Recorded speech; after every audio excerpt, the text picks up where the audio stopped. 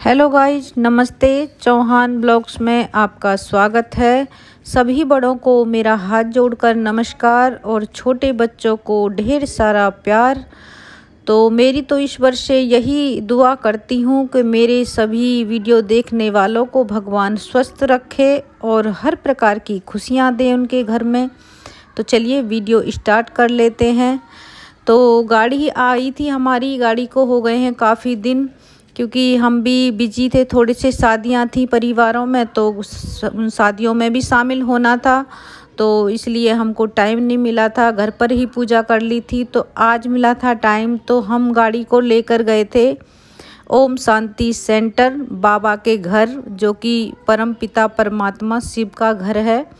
तो आज हम वहाँ पर लेके गए थे गाड़ी को। तो पहले तो हमने मुरली सुनी, बैठे दीदी के पास मुरली सुनी। और आज बृहस्पतिवार था, बृहस्पतिवार के दिन यहाँ शिव बाबा का भोग लगाया जाता है। फिर भोग लगा बाबा का और हमने बाबा का आवाहन किया और प्रसाद खाया। फिर दीदी ने अपने सभी कामों से फ्री होकर दीदी आई, दीदी ने गाड़ी की पूजा की। गाड़ी पर ओम नमः शिवाय लिखा अपने हाथों से। दीदी के हम इसीलिए स्पर्श कराना चाह रहे थे गाड़ी की। दीदी पूरे दिन योग में रहती हैं और बहुत ज़्यादा योग करती हैं। हम लोग तो गृहस्थी में इस तरह फंसे हुए हैं, हमारे अंदर तो बहुत ज़्यादा विकार होते हैं, मनन चिंतन इस दुनिया का ही करते रहते हैं, मगर दीदी तो हर समय शिव बाबा की ध्यान में रहती हैं। तो उनका हाथ लग जाएगा तो बाबा की कृपा हम पर भी बनी रहेगी। तो दीदी ने पूजा की और शिव बाबा का आवाहन किया और थोड़ी देर बाबा का आवाहन करके उनको बुलाया। और फिर दीदी ने गाड़ी की पूजा की, एक फूल माला ली और फूल माला भी यहाँ पर चढ़ाई। तो यहाँ पर कोई जगह नहीं थी, तो दीदी ने फूल माला अंदर रख दी थी गाड़ी के। तो दीदी ने फिर पूजा करने के बाद हमको भी टीका लगाया सबको।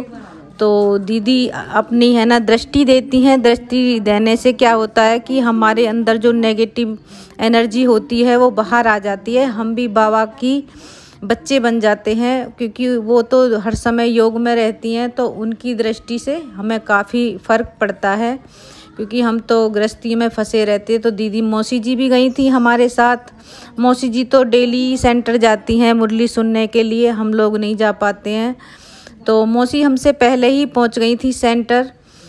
तो उसके बाद हम तो कम से कम काफ़ी देर बाद गए थे। तो हम सब लोगों ने पूजा कराई। फिर दीदी ने दिया इसकी स्टिकर, जो बाबा का प्रतीक है, बाबा का चिन्ह है, तो शिव बाबा का। तो दीदी का वहाँ पर हाथ नहीं पहुँच रहा था, तो दीदी ने यशु से कहा कि बेटे आप ही लगाओ ये स्टिकर।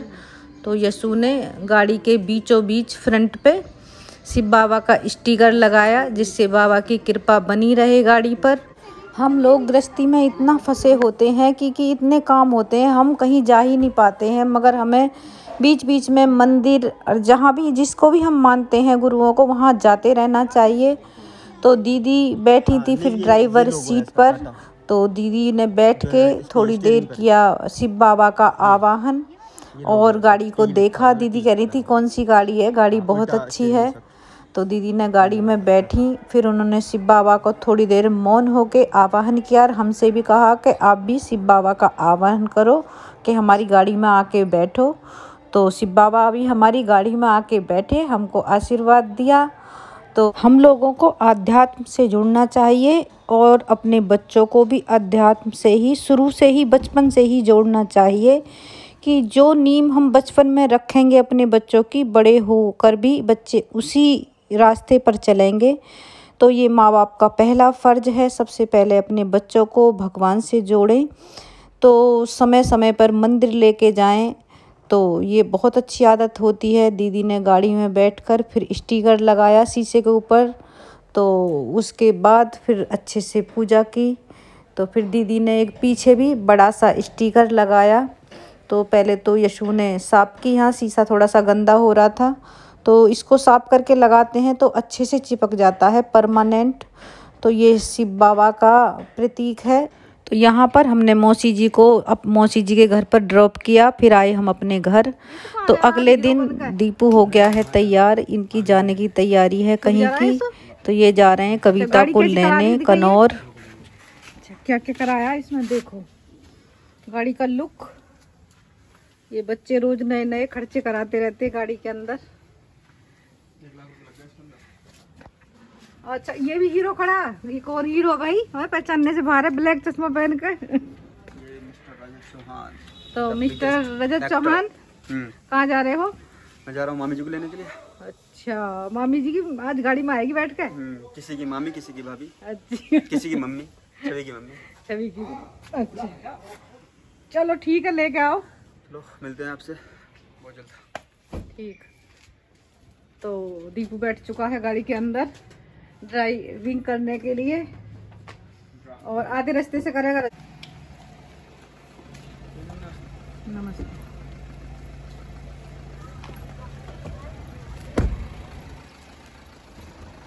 ठीक है, बाय बाय। बना लिए, स्पीड अंदर कर लो, सब स्पीड अंदर कर लो अपने।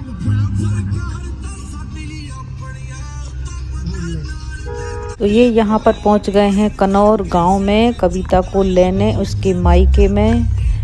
तो चलिए आप भी चलिए घर के अंदर। तो ये आ गया है यूवी शैतान। हाँ भाई कुछ बोलना चाहोगे? हमारे घर आए रजत और भैया, मुझे लेना है। अच्छा। तो यू भी देख रहा है यहाँ पर फ़ोन, गेम खेल रहा, उसको कोई परवाह नहीं है, कोई भी आओ वो अपने फ़ोन में बिजी है। तो ये मेरे पास पड़ी थी कुछ गांव की क्लिप, जो कि हमारे नंगला गांव की है, मेरा मायका है। तो वहाँ गए थे हम कुछ दिन पहले, तो मम्मी ले गई थी हमको खेत दिखाने के लिए। तो वो क्लिप भी मैंने आज डाल दिया इस वीडियो के अंदर। तो देखिए मम्मी दिखा रही थी खेत, हम बच्चों को कह के ले गए थे कि चलो बच्चे आम खिलाएंगे। शहरों के बच्चों को ये भी पता नहीं होता है कि कौन सी सीजन में आम आते हैं। तो बच्चे खुश होकर खेत में गए थे कि मौसी जी हमें आम खिलाएंगी। ये मेरी बहन के बच्चे हैं और ये अतुल के बच्चे हैं। तो बच्चे खुशी खुशी दौड़ कर गए थे खेतों पर, खेत दिखाने ले गए थे हम बच्चों को, क्योंकि शहरों के बच्चों को खेतों की नहीं पता होती है कि क्या उगा है। तो मैं बच्चों से पूछ रही थी कि ये किस चीज़ के पेड़ हैं, तो छवि ने बता दिया था कि छवि तो अपनी नानी के यहाँ जाती रहती है कि ये गेहूँ हैं। मगर सुदेश के बच्चों को इतना नहीं पता था कि वो गांव नहीं जाते हैं। वो अपने गांव में भी मुझे तो लगता नहीं कभी गए होंगे, कभी छोटे होंगे जब ही गए होंगे, तो उनका रहना सहना शहर में ही है, तो वो गांव नहीं जा पाते हैं। तो इसलिए हम बच्चों को खेतों में ले गए थे, जिससे बच्चों को थोड़ी सी पता चले कि किस चीज़ के खेत हैं, ये क्या उगता है। मौसम के अनुसार हमने बताया, तो बच्चे बड़े खुश थे खेतों में आके। तो इन्होंने काफ़ी इंजॉय करा। और आप भी अगर शहर के हैं तो आप भी खेतों को देखिए, कितने अच्छे हैं, सुंदर है, हरे हरे। मुझे भी बहुत अच्छा लगा खेतों में आके, क्योंकि मैं भी खेतों में नहीं जा पाती हूँ। मैं आज बहुत दिनों के बाद गांव आई थी, तो मुझे भी अच्छा लगा। कह रहा हो ना मम्मी तुम्हारे खेत नहीं, अब लगा ला कहाँ सु है? कितने खेत हैं? जहाँ वो बुग्गी जा रही है ना, बुग्गी वहाँ से देखा लगा। और तो जहाँ ये ट्यूबवेल खड़ी है, उरे ट्यूबवेल जहाँ पे हम जल चढ़ाते थे, उरे कहाँ गई वो पिंटू की? वो तो नहीं, वो पेड़ के पास। हाँ वहाँ है, वहाँ था वो जो वो वाली, वहाँ तक ये सब हमारे खेत ही खेत है। लेकिन जब ये सको ना, ये बाबा पे जो जब तक घासू लगा 150 बीघे जमीन।